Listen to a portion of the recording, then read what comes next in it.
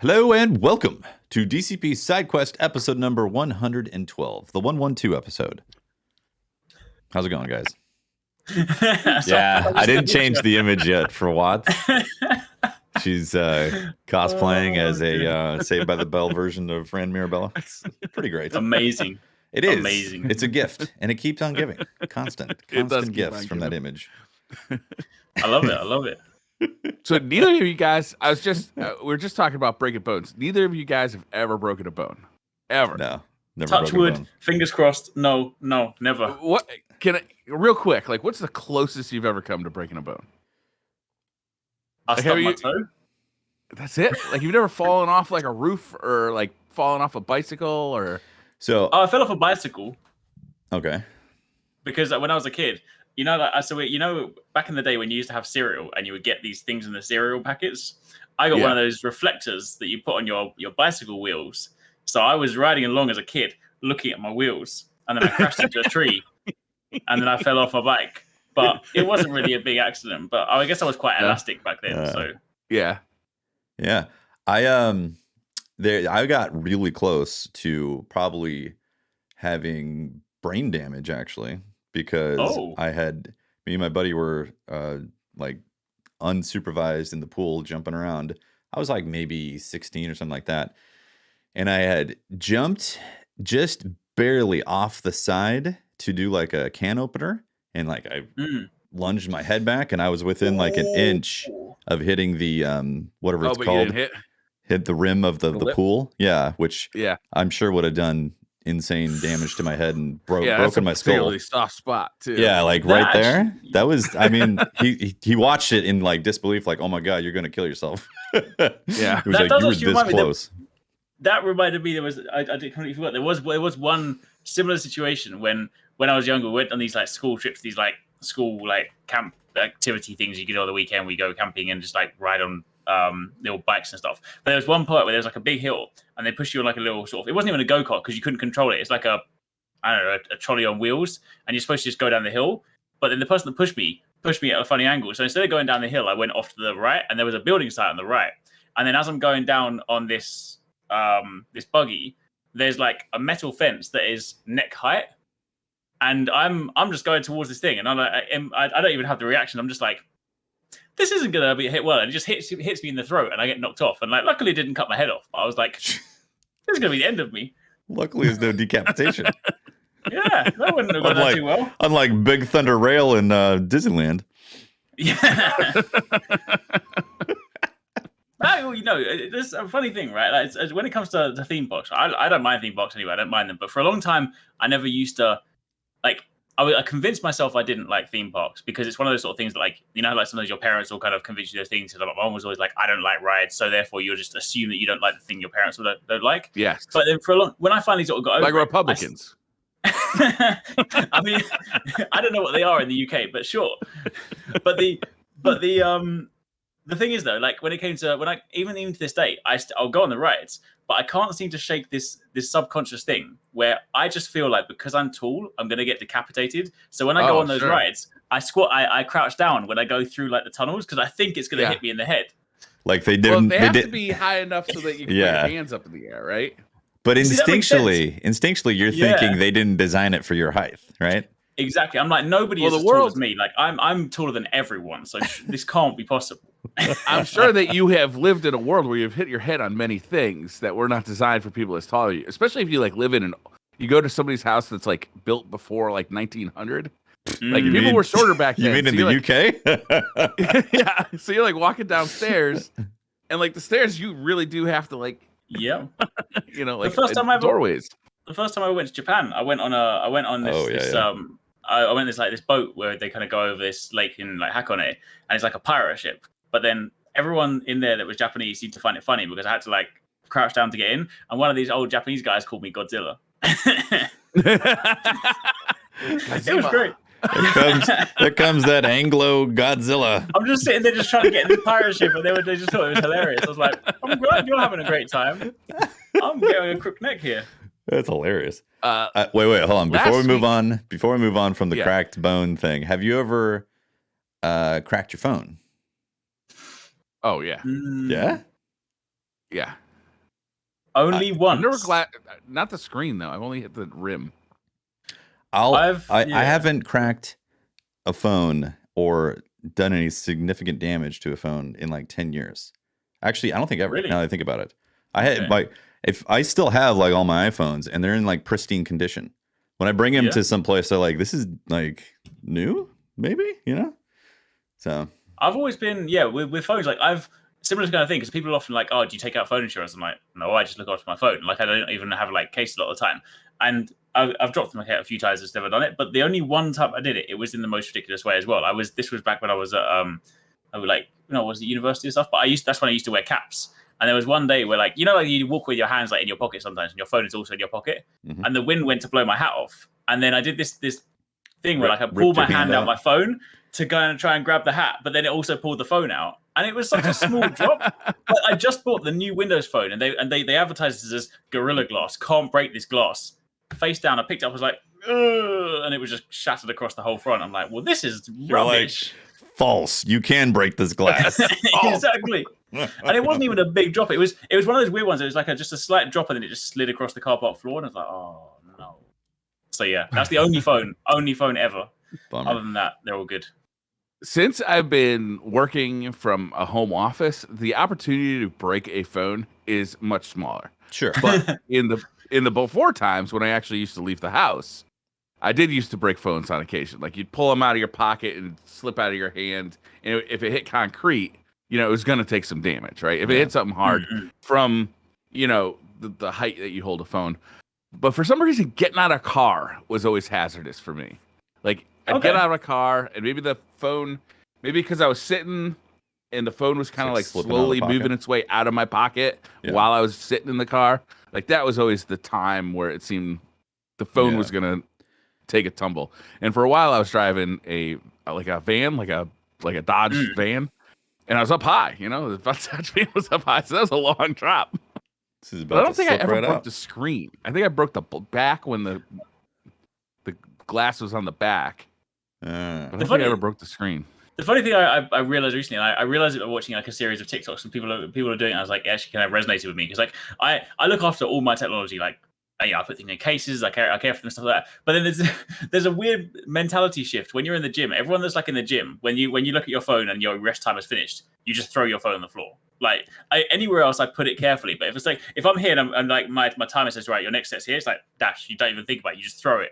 And then you just start doing your workout. You're like, but it's just fun. Is that like putting a quarter on an arcade machine? Like I'm next. My phone is on the machine. I'm next. I mean, maybe, but it's just such a weird thing because it wasn't until I sort of saw the TikTok and it was like, oh yeah, if you go to the gym, you'll know this. And I was like, it's so weird because every other time, like I'm so careful with all my tech. Like it's literally if I get the slightest of scratch, I'm like, my day is ruined. And yet in the gym, I'm just like, throw it.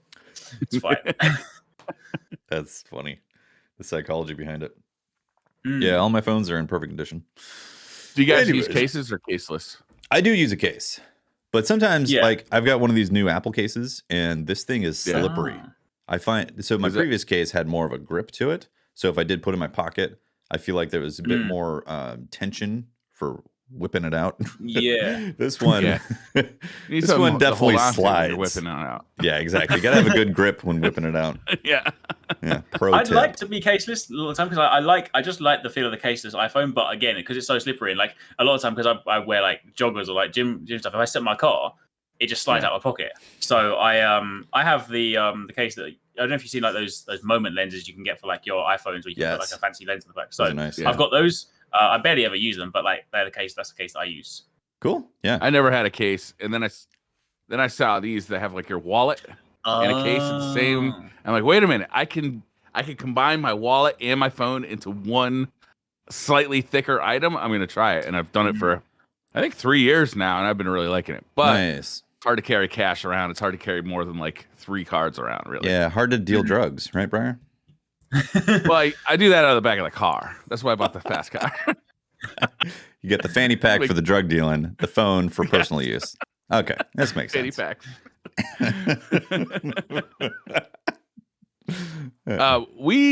Last week we had a developer interview, so we did not get to talk about Kena Bridge of Spirits when it was new, and I feel like that that missed opportunity has to end right now, because this is one of my favorite games, I think, bar none at this point. Bar none. Like, I was really impressed by this. Did you guys get a chance to play this one? I loved it. Yeah. So I have not yet. I decided to wait just a little bit. So it's a little bit weird because I didn't know what to think of it, because Eric, you had brought up a couple of weeks ago that they weren't sending out review copies early. Plus, it was a budget title. I think was it $40 or $50? $40. It wasn't full price 70 PlayStation 5 pricing, right? But Miss 5000 Watts jumped on it real early, and she started streaming it, and I was just like kind of blown away by how good it looks. And plus, a lot of people were giving like Zelda vibes to it, which, you know, obviously that's going to hit home. So I ended up picking it up. I was kind of mad there was no physical copy. You could only download it. So I downloaded this, and I think it took me 2 days to beat it. Like, I just sat there transfixed by the game, which is kind of not my style. Like, usually I'm like 3 or 4 hours of gaming and I'm good to stand up and go do something else. This game really captured my attention, not just because of the gorgeous graphics, which they are gorgeous, but also the story and the characters, and they somehow animate the characters to make them feel sympathetic. Like, you feel for the characters in this game, I think, in a way that you just don't often feel for characters in a video game. And it really made me want to power through and find out what's going to happen with these characters. I was really impressed by this game. How long did it take you to beat? I don't know. I think it was like somewhere between, like, I would say like 14 hours ish. Okay, cool. Yeah, I didn't keep track specifically. Yeah, I did it in about 10, but then like there's some stuff that I want to, like, if I want to go back and explore, like, I do still want to go back and do some exploration stuff. So yeah, I think you can easily get like 10, 15, maybe even 20 if you want to, like, 100% it kind of thing out of it. So it's a decent, you know, they always market it as like a weekend experience where, like, you can finish it over a weekend if you want to. But I think to me, it kind of lengthwise sort of felt very similar to the new Ratchet and Clank, right? You know, you can, if you just blitz through it, you can do it in a couple of days. If you want to go and collect all the bolts and stuff, it'll take you a little bit longer. But yeah, I mean, I was the same. Like, because I've been, you know, we'd spoken about the game various different times when we were sort of like, when it was sort of coming up to release and stuff. And I was also of the same mind. I was like, please don't, like, be bad, because I just really, like, I want it to be good because I was like, I'm looking forward to it. And also B, because, like, the developers, like, I'd spoken to them before, they're just, like, so passionate as well. I was like, I just want it to be good, A, because I want to play the game, and B, I want it to be good for them. And then when I played it, and I was like, it's good. It's actually good. I just felt I was so happy, because it was just really fun to play through. Like, they've done a really good job of, like, building the world out. It's got a fantastic. It's got that same kind of sense of in kind of Breath of the Wild that I liked, where it's like you see someone you want to explore. Like, you might have the golden line, but like you'll just be like, oh, I kind of want to just go over here. Like, and it's not obviously as expansive and open as that. I'd kind of call this game more like wide linear, again, similar to like Tales of Arise, where, you know, there is scope to go exploring and wandering around, but it's definitely not an open world game in the kind of conventional sense. But it's just fantastic. Like an N64 era Zelda game, right? Where you kind of guided down paths. Exactly, yeah. And it's almost like I kind of described it in, like, the video I did of, like, Pixar meets Zelda meets also Korok seed collecting from Breath of the Wild specifically, because a lot of, like, the finding the rot and stuff was just, and it's just so charming. Like, all the little rot, I think, is the most motivated I've ever been to find collectibles in any video game ever, because the rot, they're those little, like, black beings that kind of hang out around you, but they also are very involved in your magic powers. They make you more powerful. Plus, they're adorable. Plus, you see a physical representation of them around your character, and the more you get, the more of them are around. Plus, not only can you find more rot around in the world, they're kind of hidden around, but you can also find hats to put on the rot around in the world, which is fucking adorable. Yes. When you're solving some puzzles and then, like, you need to, like, use the rot to relocate something, and you just stand there and there's an army of, like, 20 rot in, like, a mushroom hat and a leaf hat and loads of that. They're just carrying this stone statue. It's just the best hilarious thing in the world. Yeah. Yeah, I swear to God, I think the rot is kind of the most genius thing. Like, as far as, like, collectibles goes, and, like, integrating collectibles, like, really motivating you to find the collectibles. Because normally I'll be like, you know, how much time do I really want to put into like looking over every inch of this area? That's the For the thing, rot, yeah. I really wanted to find every one of those fuckers and the hats to go with them.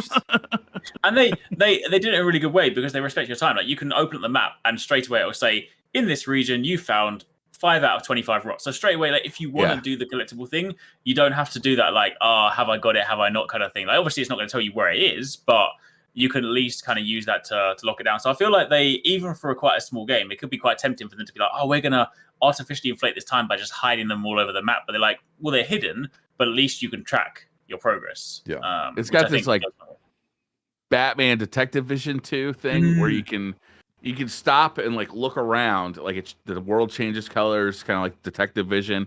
And if you see the tracks of the rot, then you know one's nearby, and you can kind of follow the tracks to it. Cool. Kind of interrupted the gameplay a little bit, but at least you have some kind of way to find them without just like randomly bumping into them. Without having to YouTube it, Google it. Yeah. What did you think of the combat?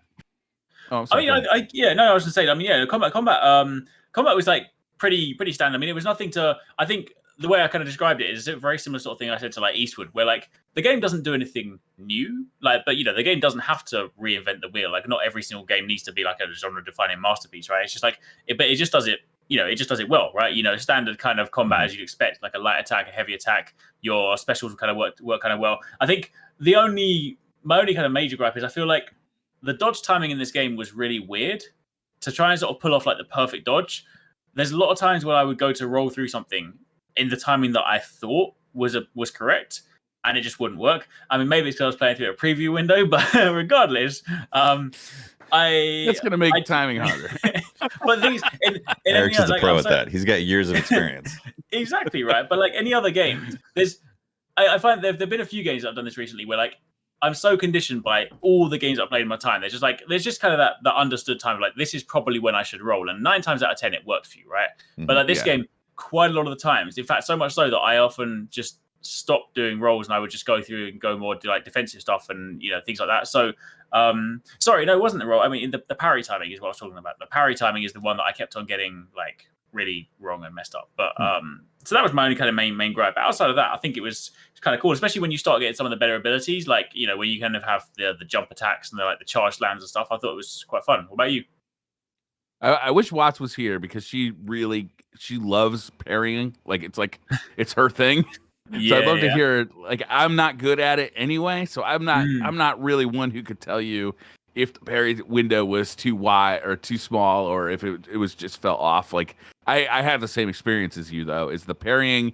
I never really got a hold of it throughout the day or throughout the game, so I really relied on dodging to get out of the way or just bringing it up. Like you can have this like bubble shield that you can just bring up to defend yourself. And toward the end, you get new abilities with that bubble shield that makes it really powerful. Yeah. But I found that there was like a really high difficulty spike on the bosses. Yeah. Like most of the game, I could just, it's got kind of like Dark Souls-y combat like every game does now. It was pretty easy to dispatch 90% of the enemies, and then you get to a boss, and all of a sudden there's this huge difficulty spike. And I had to sit there and really learn the boss. And it felt like it stopped the progression of the story in such a way that I didn't really appreciate the added level of difficulty for the bosses. Like I just kind of was like, this doesn't fit. Like the puzzling has been very light and breezy.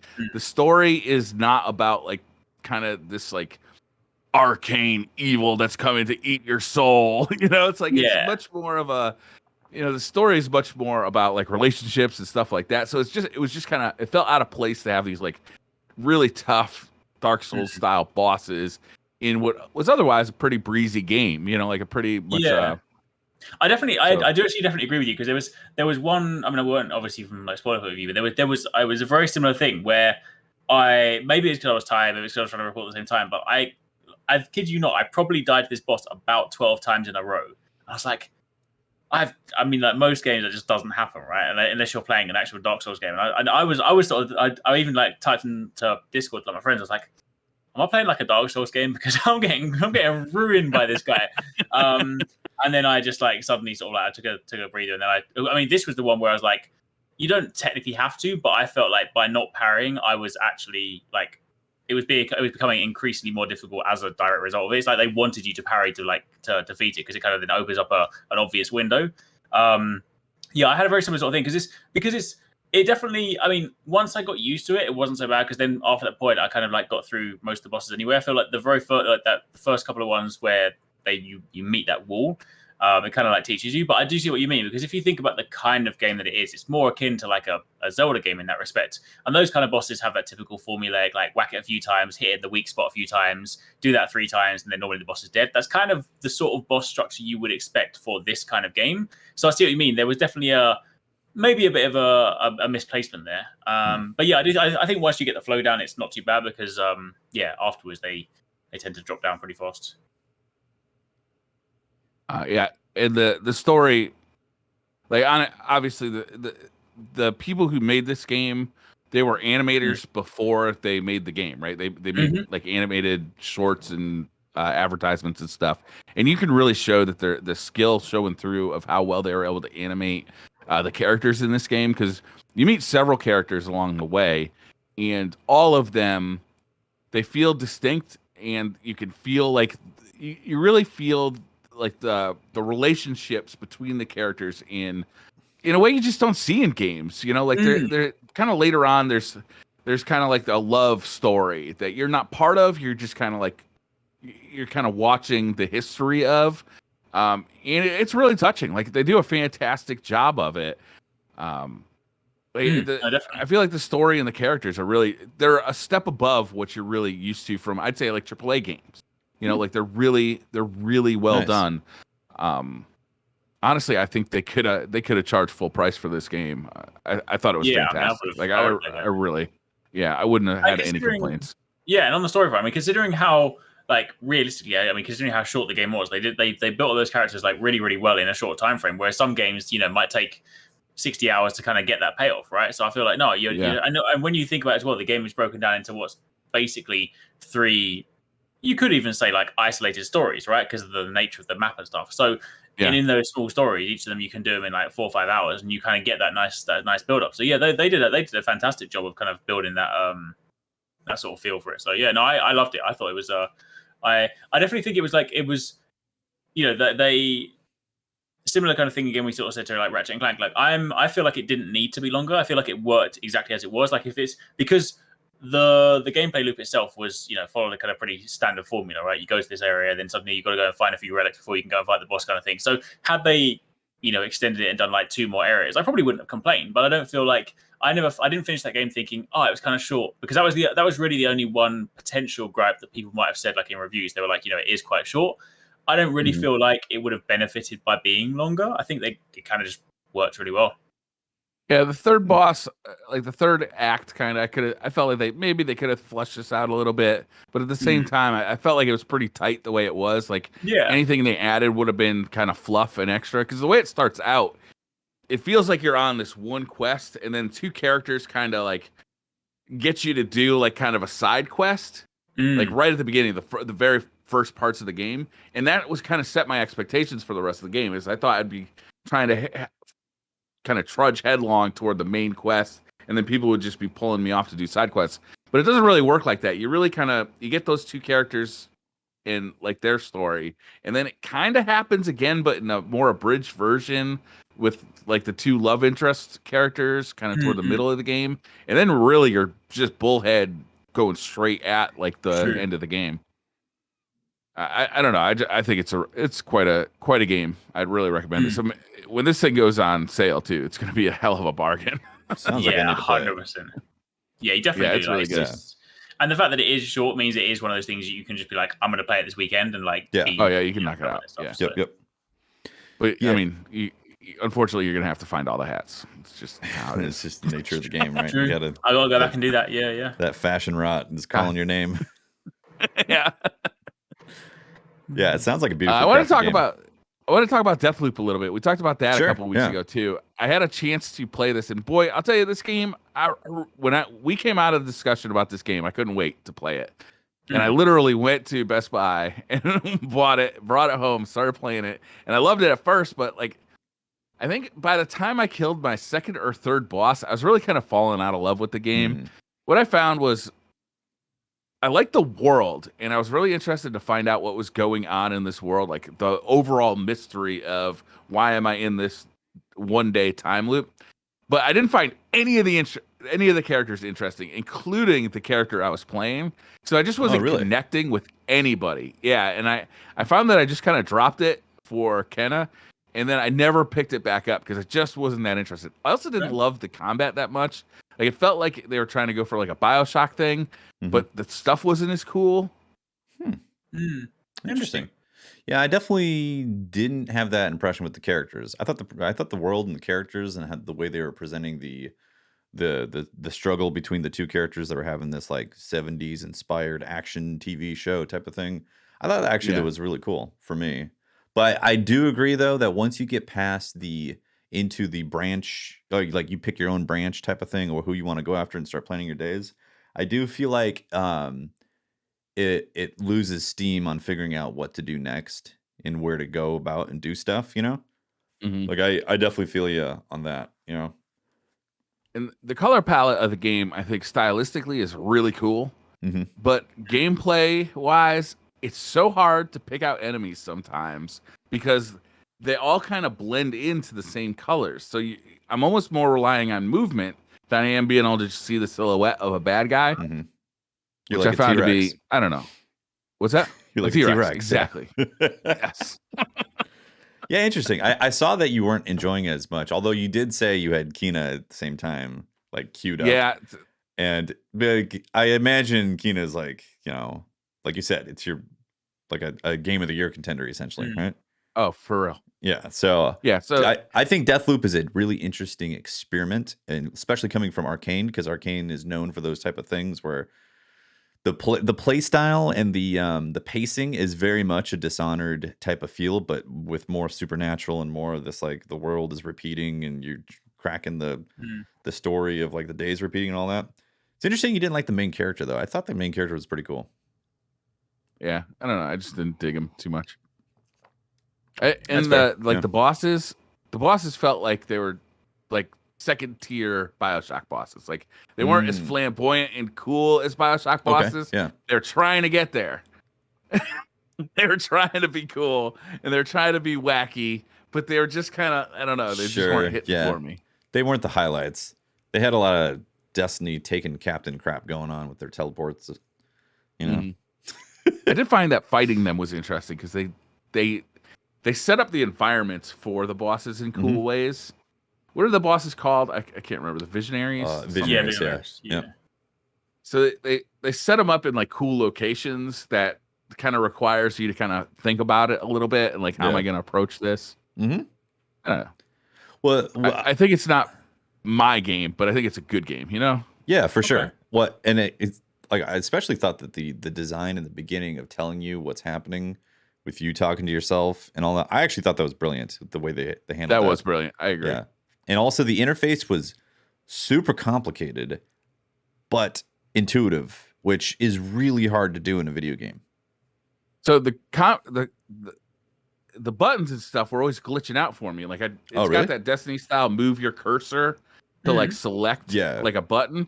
And sometimes I'd move my cursor over a button and it just wouldn't like highlight that button. So I'd have to like move it back up, move it back down. Now is it going to work? No. Move back up, move back down. I think they're working on. I think they mentioned that they're fixing that, but it's a little annoying. Yeah, games aren't ever finished, right? Never. Anybody else been playing anything that they want to talk about? Got some news too. We could go over. What have I been playing recently? I jumped into a bit of New World, but I haven't really been doing too much of that. Honestly, I'm only. Did it break your PC? No.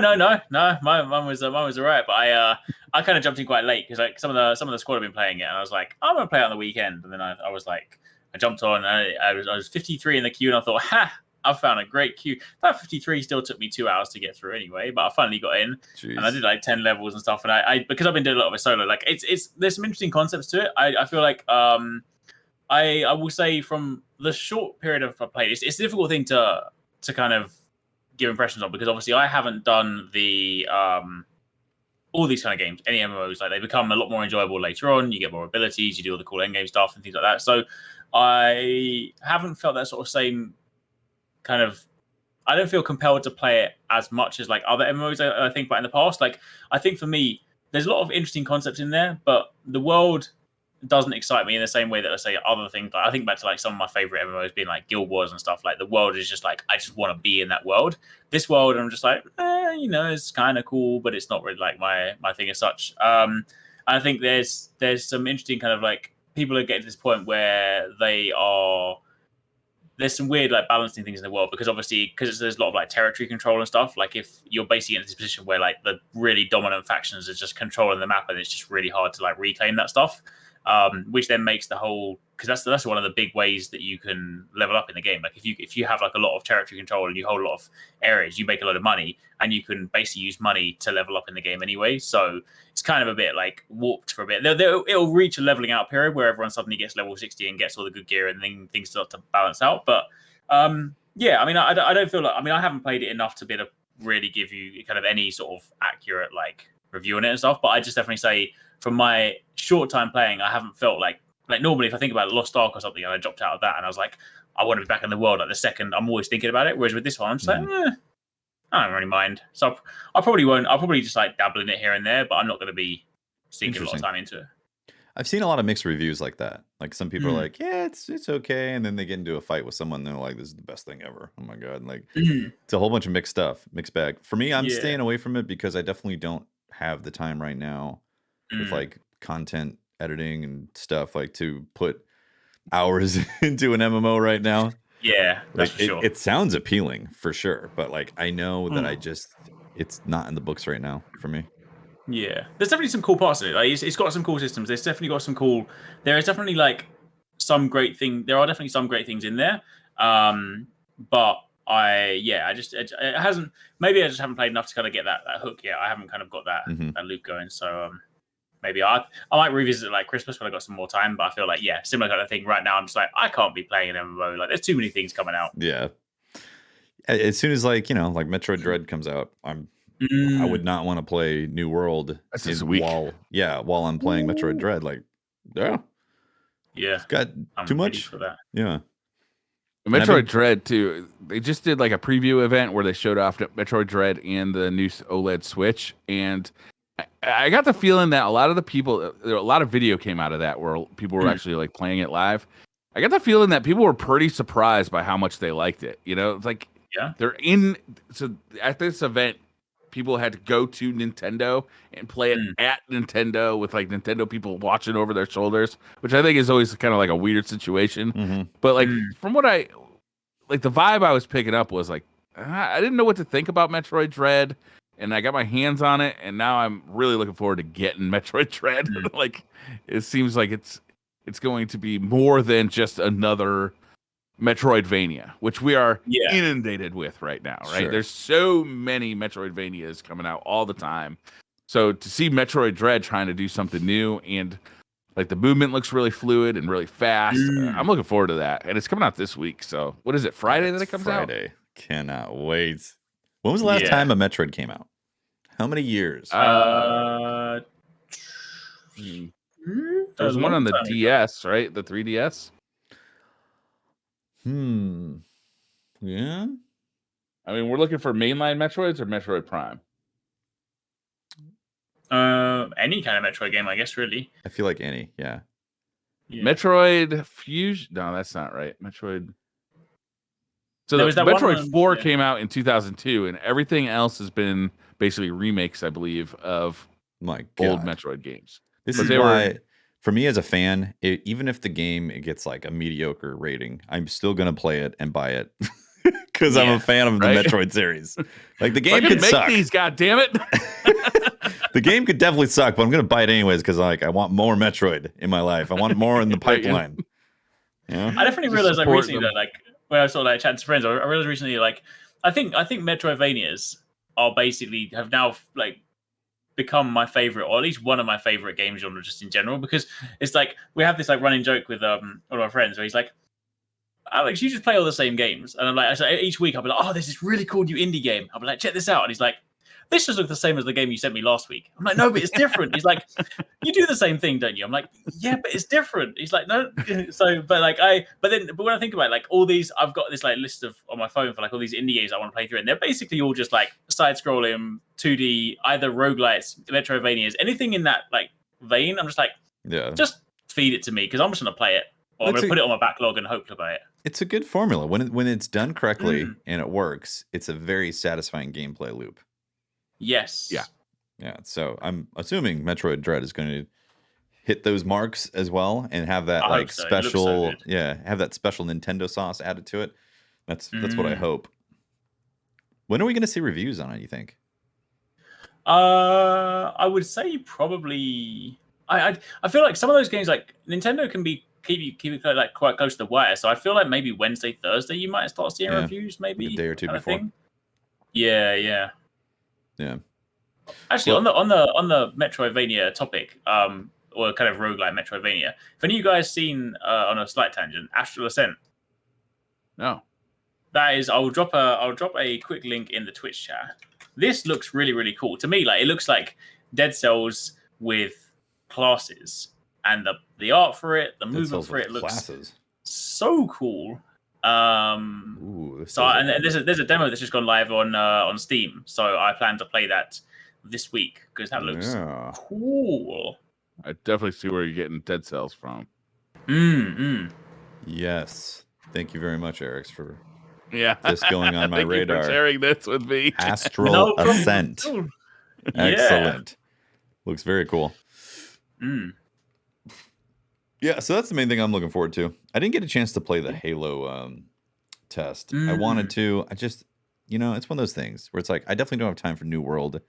And there's a bunch of stuff on my plate that I'm trying to just, I'm thinking I'm going to get done quicker than I can. It's one of those situations that's happening. Yeah. So, plus, I've been playing more Destiny lately, too. I've been playing like Iron Banner and getting salty and then just like saying I'm never going to play it again. Then I play it again the next day. It's a vicious loop. So the usual experience.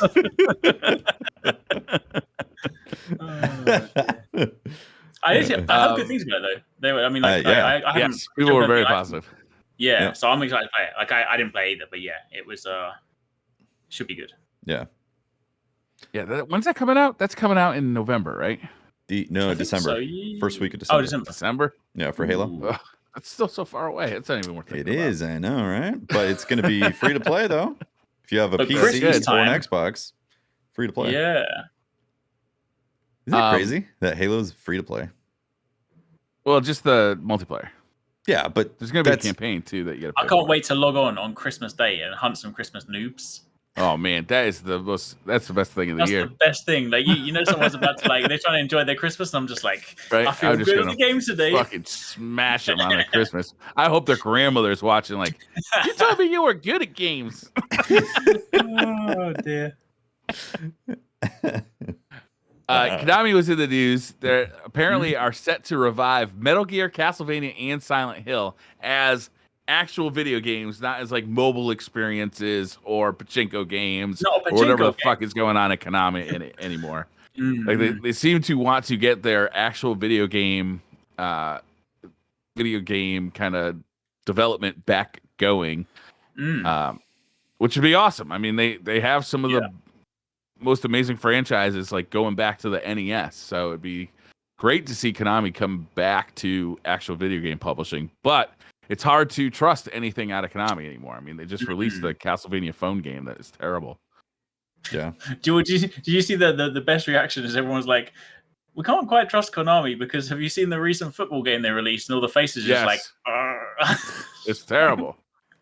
And like, what is Metal Gear without Kojima, right? Like, yeah. It's like, I got a Picasso that was painted by somebody else. It's not the same. I mean, for Metal Gear specifically, if they just did like because it wasn't the rumor 3 MGS3, I think was the rumor. If they just do like a remake or remaster, I guess they could probably get away with it. But if they tried to spin it up and be like, let's take it a new direction, because I mean, isn't that what they did with what was the last Metal Gear game after Kojima left? That like it basically just didn't Oh, take that off very well. it was like a survival game kind of, right? Yeah. So I feel like if they did that, but Castlevania, I would love to see. Like I was thinking about it the other day. I was like, I mean, I know like the typical formula obviously is like side scroll and stuff. I personally really enjoyed Lord of Shadow. I would love to see a Castlevania Soulsborne game though. I feel like that would just be so good. That does rub a lot of hot spots. I know, right? Rub a lot of stones. When you think about it, I mean, like, zones. Yeah, exactly, right? Well, because when you think about it, like a lot, I mean, Soulsborns are effectively Metroidvanias anyway, and they kind of explore, get abilities, and kind of come back and stuff like that. So, I mean, yeah, but if you took, because I think that was one of the complaints that people had with like Lord of Shadows, that like it felt a bit too DMC hack and slashy, which didn't necessarily fit that. But like, yeah, Castlevania, Soulsborne, brutally difficult. Mm-hmm. I mean, if you think about it, Dark Souls is kind of already like a Castlevania, without the Dracula theme behind it. You know? Yeah, true. I would love to see him go back to the original, like, kind of feel of the first game, which very much is based off of like the Hammer films from the 50s, like Dracula, Frankenstein. Like, get those classic monsters back involved instead of these like. Where Castlevania has gone kind of like very like weirdo, like, we're making up our own like Dracula lore now.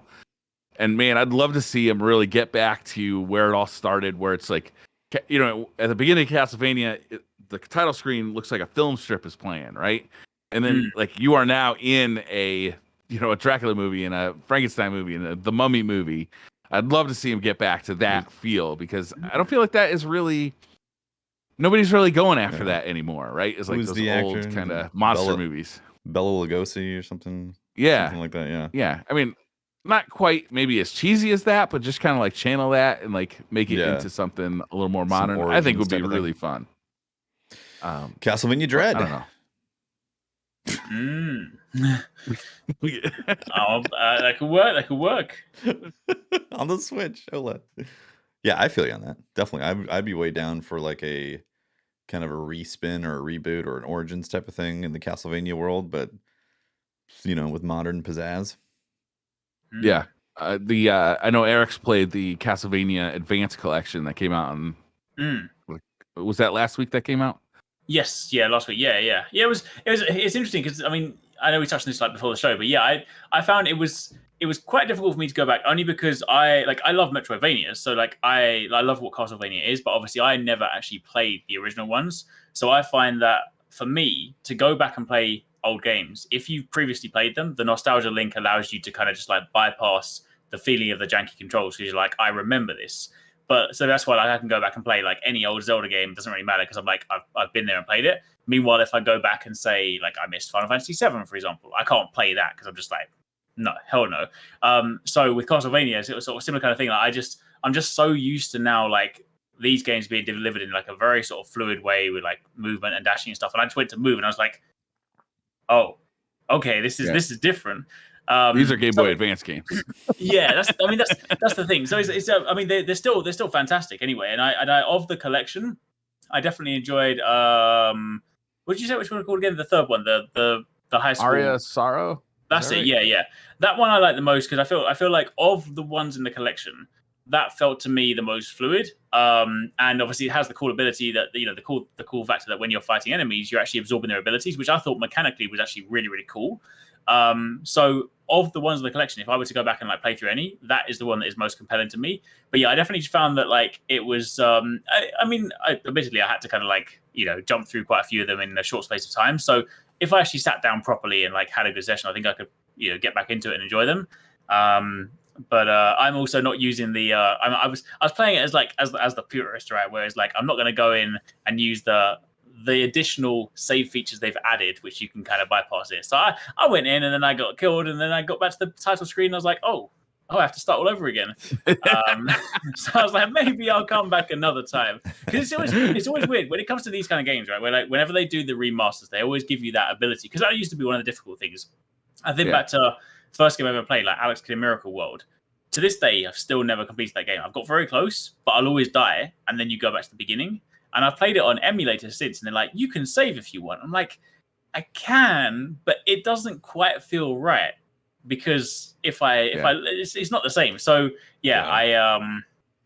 So that's that. That's for me. I embrace them. I embrace the save features, like the quick saves, while I'm playing, because I don't have. This isn't going to be the only game I play for the next 6 months. Like it was. No, it's true. Yeah, it was designed to be, right. It's like back in the day, you got a game at Christmas, and it was the game that you played for the next 6 months. You know, maybe the odd rental would come home from Blockbuster Video, but for the most part, you know, it was like this was the game that you were just going to bang your head against. If it was too easy, you'd be really disappointed. If you beat a game in the first weekend or first week, you'd be really disappointed because, well, shit, what am I going to play now? You know? Yeah. So that's true. But I don't have that kind of time, and I don't have that kind of patience. So, like being able to like quick save before a boss fight and then take a few whacks at it, finally get through it, and be able to beat a game, you know, in a weekend, to me is really satisfying because I feel like I got the gist of it. No, I didn't play it for 6 months and really like. I don't know every bit of detail about each level of this game like you would know if you had spent 6 months or a year with it. But I got the gist of it, and I feel like I played it, you know. Yeah, that's fair. Yeah. There was another piece of news here that I had. What was it? I got my tabs all mixed up. Briar's tabs. The whole I don't know. section. Maybe that was it. Yeah, this week I'm obviously excited for Dread. That's what I've been that's thinking the about. big one this week. Far Cry 6 comes out this week as well. Oh, that's right. Yeah. Yeah. Oh, right. Yeah. Gustavo. That's tomorrow, I believe, actually. Or is it the day after tomorrow? It's the 6th. October the 7th, this one. 7th. Yeah. Okay. So yeah. Today's Monday. Thursday. That's one of those ones where Far Cry games again, like for me, like I've kind of like I'm not in a huge rush to play them because like gameplay wise they're largely speaking very similar each time. Yeah. This one I felt more compelled to play just because it's got what's his name in Gustavo. Giancarlo. Yeah, that's it. I'm bad with names, but yeah, the guy from Breaking Bad and Star Wars and Gus. He's a great guy. He's like Gus, that's it, yeah. But he's so I feel like for me, the best experience for me for Far Cry 6 would just be like, can someone just cut all the cutscenes together and just let me watch it as a movie? Because that's kind of what I want to see. I'm like, I don't really need to go and I don't really need to go and defend some outposts again and clear some stuff. That's not complaining about the thing, like, but it's just that like formula wise, given everything else coming out right now, I'm like, I don't feel I need to rush to it. It's maybe something I'll visit at like Christmas or something. But yeah, that is out this week. Yeah, I always enjoy it. Like I really enjoy the first 4 to 5 hours of every new Far Cry game, and then I always like get distracted by something and never go back. But I really enjoy that first 4 to 5 hours. It's fun. You know, you get into the chaos of like, because they do chaos good in those games, right? It's like you drive your vehicle like into a campment and just shit pops off and explosions going everywhere. Or you can come in and try and be stealthy with like a hatchet and like a throwing knife and just try and kill everybody before they can figure out who you are. It does all that stuff really good. And they always add in like weird shit like bears attacking you out of nowhere or hawks attacking you out of nowhere. Like in Far Cry 5. Those games are good. In Far Cry 5, you could befriend a bear and a cougar, which I think they were named in the game. Peaches and Cheeseburger. I think they were too. Yeah, Peaches and Cheeseburger, and they were my squad. I was like, I ain't going anywhere without Peaches and Cheeseburger. And Peaches, roll with your squad. Peaches every now and then would be like eating ass out of like one of the enemies that just died, and be like, "This is Peaches eating ass." They are good games for chaos. I'm going to use that as my segue though, because speaking about chaos, did you guys see the news for Stranger of Paradise last week, which is fantastic? Stranger of Paradise, which is the Final Fantasy Dark Souls game, basically, has multiplayer, which is super exciting, right? Because I was already excited for it because I was like, beforehand, it's Team Ninja, so it's kind of like Neo, but with the Final Fantasy skin. And I know people like clown on the trailer because the guy said chaos about 15 million times, but gameplay-wise, it's actually really fun to play. Like, if you like Neo, you like this kind of like Souls-y action RPGs and stuff, like it plays really, really well. And obviously when I was playing through the first time, they didn't mention this initially, like even so much so that like on the website, it's just like, this is a single player game. And you're playing through and obviously you've got 2 AI teammates. You're like, this would be really good with like co-op. And then at TGS, they're like, surprise, the demo has been updated. There's a new stage and it has actually got co-op in a very similar manner to Neo. So it's not like invasion co-op. It's just like literally load in, and the 2 AI teammates are swapped out with your friends, and you just run around as a squad. So if any of you guys, I remember I got into it quite late, but I spoke about like my experience playing through like Neo 2, and I played it all co-op, and it was just such a blast. So the same thing with Stranger Paradise, you can play co-op. So I'm cool. Very excited for that. Yeah. Yeah, as a Neo fan, I'm definitely interested in it. Yeah. I forgot about how this main character looks like straight out of like a, I don't know, a 90s movies about accountants or something. It's funny because like as you progress later and you get better gear, like you do start to get more like Final Fantasy looking gear. Although somebody uploaded like a hilarious clip where I kid you not, the character is in like a cutscene wearing like Final Fantasy robes, answers his iPhone, and then puts on like Limp Bizkit as like music and walks away. And I'm just like, where is this guy from? Wow. It's weird, but like the rest of the game looks exactly like Final Fantasy. It's just the main character just looks out of place for some reason. Yeah, looks like Dave down the road. That's cool. They grabbed him from the pub. They're like, "Yo, Dave, we need you for this main character. You free?" He's like, "Yeah, mate. Let me just finish the pint." He's like, "All right, cool. I'm here." Cool. Stand there. I googled. I wanted to get back to when did the last Metroid game come out because I knew there were some for the DS, right? So the last one that did come out was September 15th, 2017, which was Samus Returns, which I believe was a remake of Metroid 2 for the Game Boy. Mm-hmm. Okay. And that's for the 3DS. And that was actually really good. Before that was Metroid Prime Hunters in 2006. Yep. Oh, I love that game. And then before that was Metroid Fusion in 2002. Yeah. Oh, no, I'm sorry. My bad. I'm reading this the wrong way. 2016 was Metroid Prime Federation Force. 2010 was Other M. 2007 was Metroid Prime 3 Corruption. Yeah, the 2010 one is, I remember that. Other M. Metroid Prime Hunters, right? I know a lot of people clown on it. I love that game. It was really booky because it was on the 3DS, right? And you have to use the stylus to aim. But I got so used to it, and it was online, and you could play as the different like enemies as well. And it was like, basically, I always have these good memories of these games. There are very few. I'm not very good at games. I'm average at games. But the occasional time I go online and I do well, I'm just like, this game was the best in the world. That's why I like Lost Planet. And in Metroid Prime Hunters, there was a really cheap class you could play as the red one who could go invisible and had a sniper. And I would just hide in corners and just one-shot people in the head because obviously you have the stylus, so it's quite accurate. Yeah. I kid you not, I used to dominate online, and I was like, this game is amazing. Obviously, there are probably about 10 people playing it, but I still felt great, and I was like, this is pretty, a lot of people always say it was a bad game. But that's a similar experience to how I feel about Quake 3 Arena on the Dreamcast, because I had a broadband adapter, and I had a mouse and keyboard. You remember the Dreamcast controller. The Dreamcast controller didn't even have a second thumbstick. Oh, yeah. Oh, wow. Wow. So imagine trying to play a 3D arena fighter, a fast one. Quake was a fast game without a second thumbstick to aim with. True. Against a guy who had a mouse and keyboard. Hilarious. Oh, dear. Making people quit right and left. Anything else? As I've ever been at games. That was my peak. Bird peaked at the Dreamcast. I think that's it. I can't think of any other news. I just really want to play Metroid Dread. What else is coming out? So Far Cry 6. Tomorrow is the final Smash Brothers character announced, which is a big day because it's the final character ever for the new Smash Brothers. So expect the internet to be very upset tomorrow because they haven't given you the character they want. But then at the same time, if you're upset, then they're also releasing the Nickelodeon All-Star Smash tomorrow, which is basically Nickelodeon's version of Smash Brothers with like characters from like Avatar and SpongeBob and like all these Nickelodeon series and stuff. So it actually looks quite good. Like it's one of those things where when it was first shown, I was like, this looks like a cheap like Smash Brothers knockoff. But the way they've been developing it, like with like esports in mind. It actually looks mechanically pretty sound. So I'm going to check it out tomorrow. It launches tomorrow as well, and see what it's like. Nice.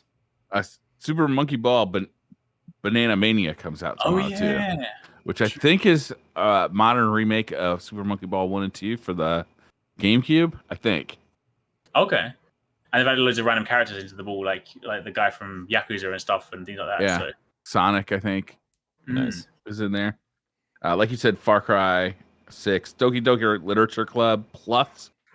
Oh, Tetris Effect is coming to the Switch. That's kind of interesting. Tetris Effect was a really good game. Okay. Back for Blood comes out October 12th. Okay.